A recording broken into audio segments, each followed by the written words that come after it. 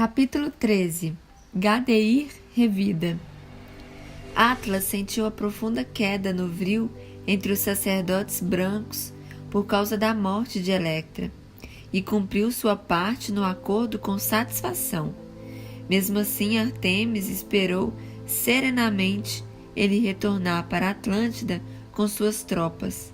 Somente depois de ele finalmente ultrapassar o Estreito de Gibraltar, o Portal de Hércules, a sacerdotisa do vril da época de ouro, despediu-se daqueles que se lembrariam do seu nome por milênios e partiu ao encontro dos demais mestres. Assim como sua filha, ela tinha passado os últimos dias cuidando e amparando os enfermos, tanto dos campos de batalha como dos povoados próximos, utilizando-se da poderosa energia vril, tornando-se, a seus olhos, a mais poderosa divindade da época. Mas ela não retornou para a colônia de Candur. Christe já tinha avisado telepaticamente que todos tinham seguido para o litoral, conforme o planejado, para prepararem as embarcações e que os escolhidos partiriam para o mundo primevo, antes da grande catástrofe. A etapa da preparação de Candur havia sido encerrada com êxito. Os mestres viajaram pela floresta com seus mais de 600 discípulos, procurando evitar despertar a atenção para não serem mortos pelas facções em guerra que desejavam ampliar o poder com o vril. Ali, entre aqueles jovens, estavam os futuros reis e rainhas, deuses e deusas das nações do mundo primevo, que se miscigenariam com esses povos primitivos e imprimiriam um novo nível de evolução a eles. Em seus futuros relatos, constataria a chegada dos gigantes iluminados que lhes haviam trazido conhecimento e progresso. Naquela época, Gadeir descobriu que a redução gradativa da presença do quinto elemento da natureza atlântica não era apenas fruto do declínio de nossa civilização, mas também obra dos sacerdotes da época de ouro, que tentavam reduzir o poder bélico dos magos negros. Ele chegou a enviar expedições para explorar as montanhas de Candur em busca dos mestres, porém, graças a Deus, chegaram tarde demais. Mesmo estando em uma dimensão paralela, a colônia de Candur poderia ser descoberta e sofrer um ataque. Em poucas semanas, eles atingiram uma região de pouca visibilidade aérea, próxima ao litoral meridional, e lá começaram a construir as embarcações e orientar os discípulos de total confiança sobre os últimos detalhes do projeto de migração para outras terras. Todos os jovens ficaram impressionados com a confirmação do destino de Atlântida. Eles então passaram a trabalhar com mais afinco para construir os barcos e obter a instrução moral necessária para concluir sua missão. A partida para o mundo primevo era inevitável. Antônis e Nácia já estavam em avançada idade, mesmo assim mantinham-se bem dispostos para ajudar na construção das embarcações. Dentro do possível, utilizavam as facilidades que o vril possibilitava, carregando grandes toras de madeira e outros serviços que os discípulos não possuíam domínio para realizar.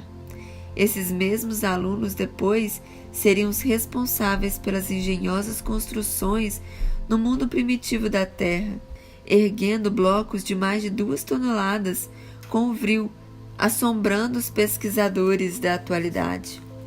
Artemis e Christe se dedicaram ao preparo psicológico, filosófico e emocional das crianças que nasceram em Candur e que também partiriam com seus pais para essa fantástica aventura que permitiria o desenvolvimento da humanidade nos séculos futuros. Sob a brisa serena do mar, eles se preparavam para a última etapa antes de partirem. Nos rostos sábios e serenos dos mestres, via-se um misto de orgulho e nostalgia. Sentiam-se realizados por concluírem um sucesso o treinamento daqueles jovens honrados, advindos de capela, mas vencedores na luta contra seu próprio ego, demonstrando que origem espiritual capelina não significava propriamente falência espiritual, mas sim tendências que poderiam ser vencidas. Ninguém nasce com o destino de ser bom ou mal. Isso é uma escolha individual. Apenas somos suscetíveis à nossa carga espiritual de vidas passadas, que reproduzimos por meio de nossos padrões comportamentais. Vencer essa carga, eis nossa tarefa no mundo. Em algumas manhãs, Artemis caminhava pela beira da praia de pés descalços, com seus lindos olhos acinzentados, perdidos na imensidão no horizonte, refletindo sobre a caminhada futura de seus diletos pupilos.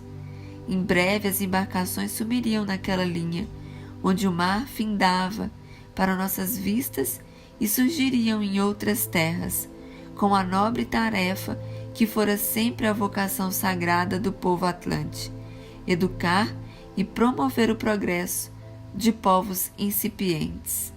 Assim, nem tudo estava perdido. Naquele momento, então, a grande sacerdotisa do Vril se lembrava de toda a sua experiência desde criança, embalada pelo som sereno e repetitivo das ondas do mar. A vitoriosa mulher, exemplo de dignidade espiritual, recordava-se de seus sonhos da juventude em contribuir para o progresso da terra de Poseidon. Sua missão era exatamente esta: tornar a grande ilha uma pátria, cada vez mais voltada para o bem e para sua sagrada tarefa de educar e civilizar os povos do mundo primevo.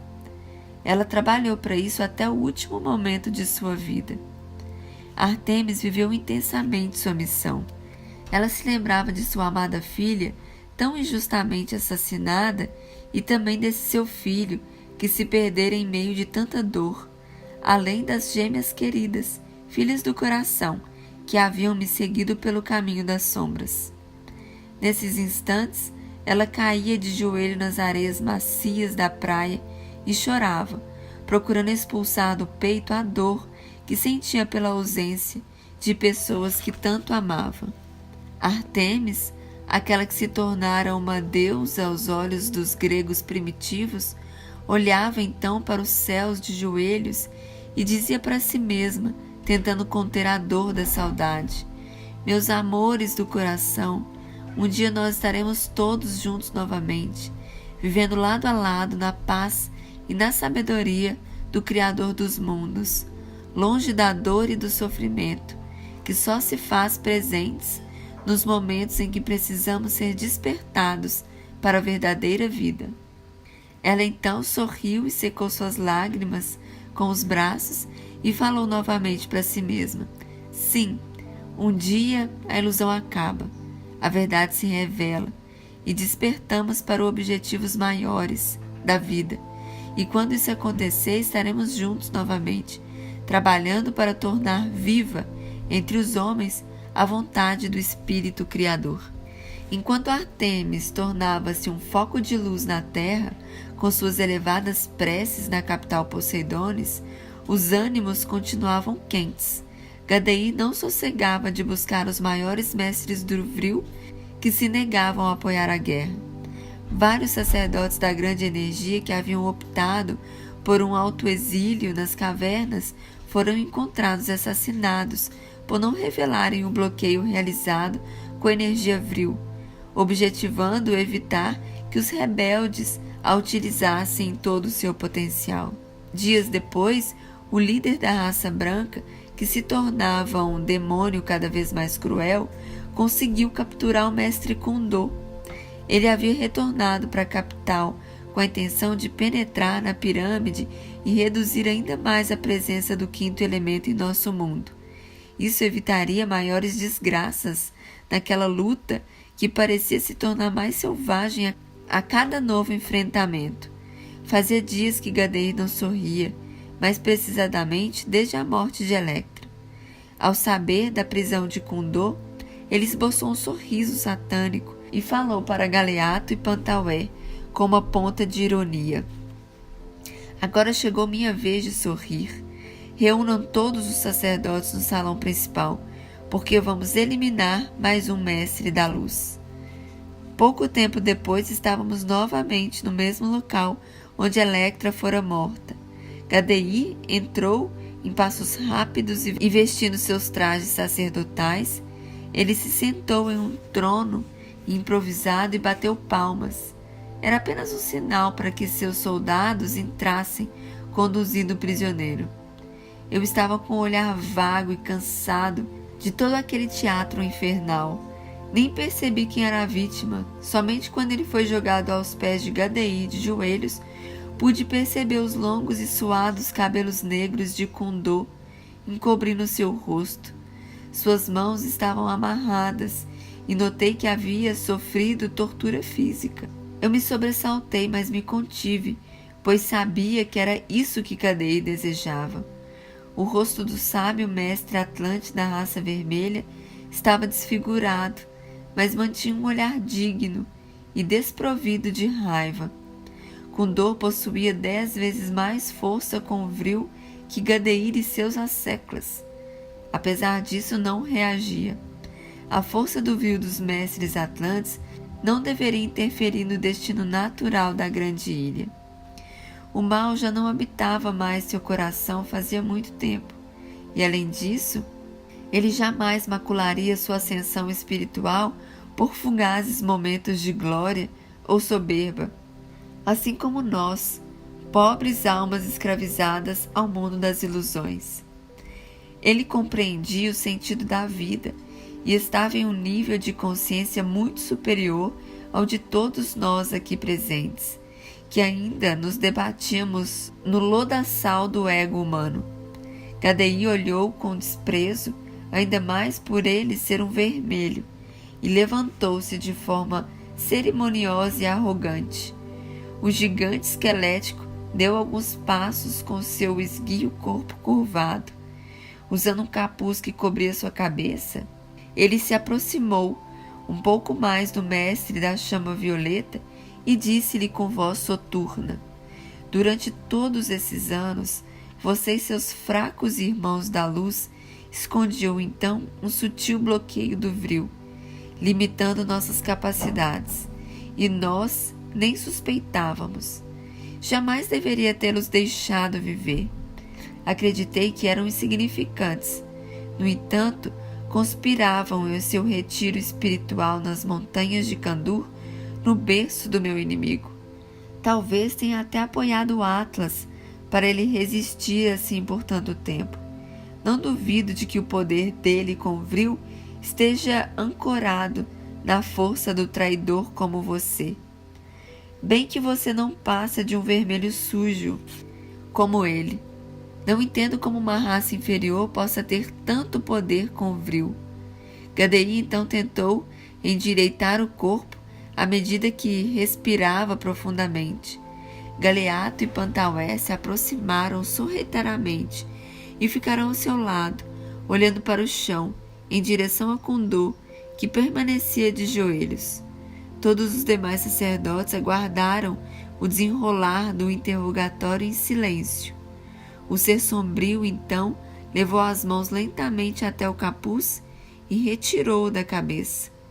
Em seu rosto, que parecia mais de uma caveira, ele estampou um sorriso malicioso e disse para Kundô com indisfarçável autoridade e arrogância: diga-me, mestre da luz, como devemos proceder para romper com o bloqueio do vril?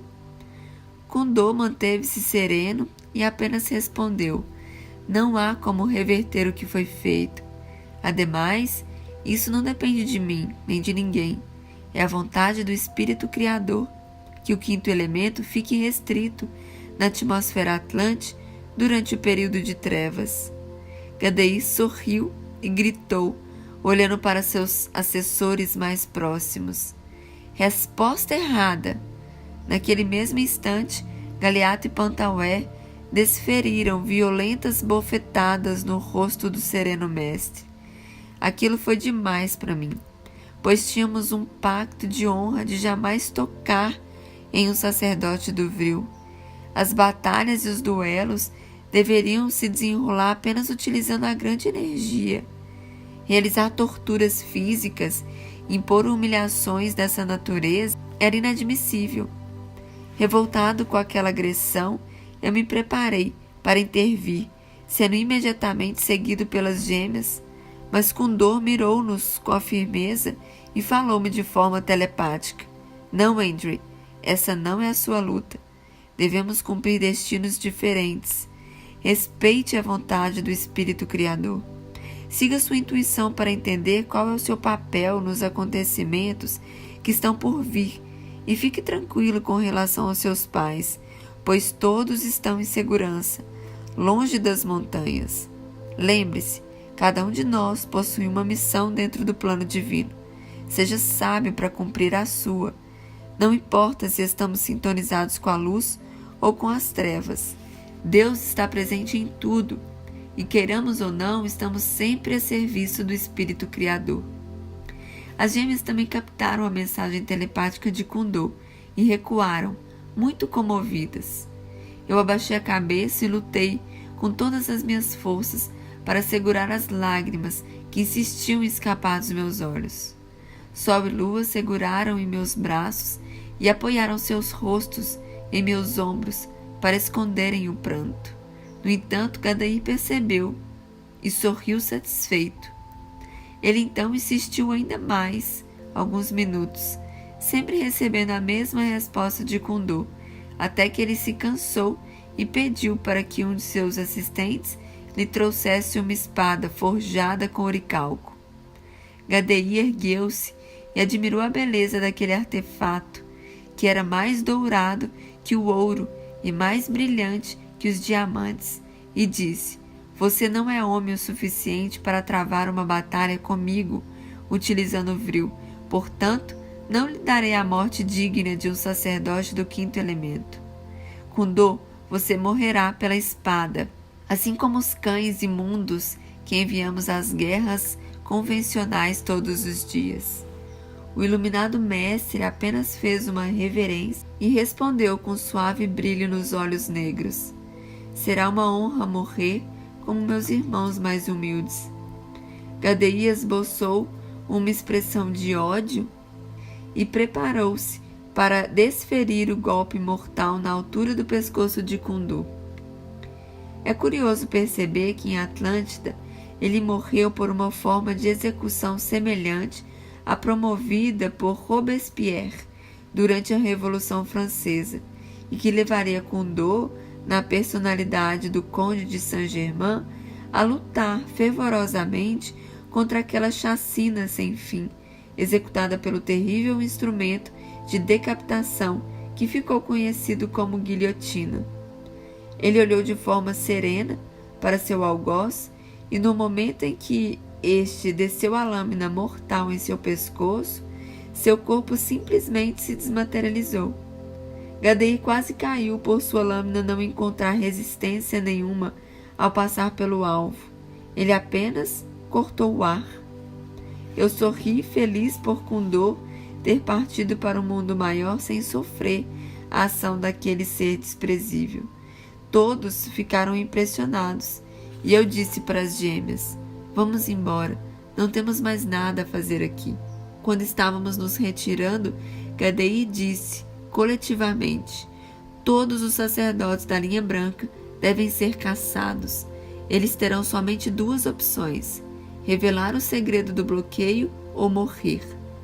Galeato interveio dizendo: Grande mestre, é importante pesquisarmos uma solução para isso também.